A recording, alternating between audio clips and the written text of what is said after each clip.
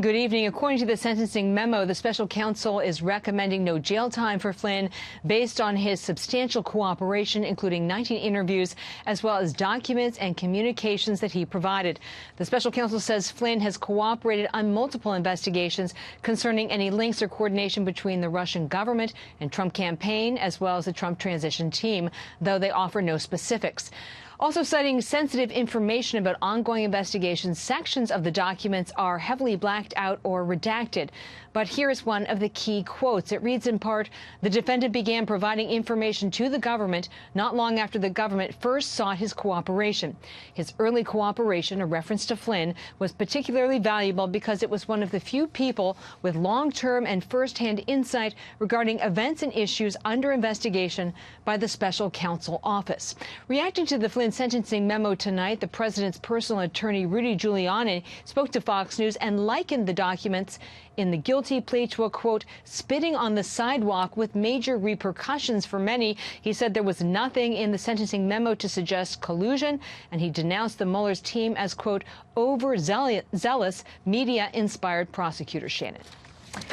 Okay, so much of what we got tonight, Catherine, is a mystery because of those huge redacted, blacked out sections. And that leads to both sides to be claiming victory tonight. Some saying he has nothing, and then this is just a scare tactic. Others saying this proves he has really something terrible on the president or those close to him. Well, the heavily redacted portions come in what I'll call sort of the second part of the filing tonight, which is this addendum, which talks about the depth and breadth of Mike Flynn's cooperation. And it talks about these sections sort of in the context of ongoing investigations. The special counsel says that the blacked out sections, I have some of them here.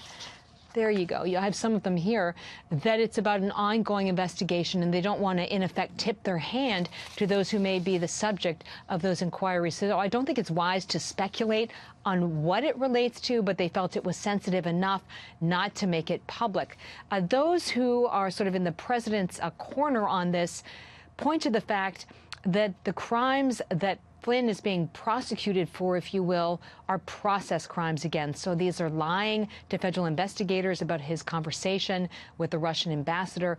Also what they call FARA violations. Typically FARA violations are paperwork issues that are resolved with an individual or their company files the necessary documents with the Justice Department. It doesn't resolve typically in a prosecution. So the public will have to decide for themselves, and it doesn't take long to read these documents. And I would encourage them to do that this evening. Yeah, I agree with you, too. They weren't what I was expecting, something more voluminous, but they're very digestible. Absent that big piece of information, we just have to wait on for now. Catherine, thank you very much for working around the clock on this.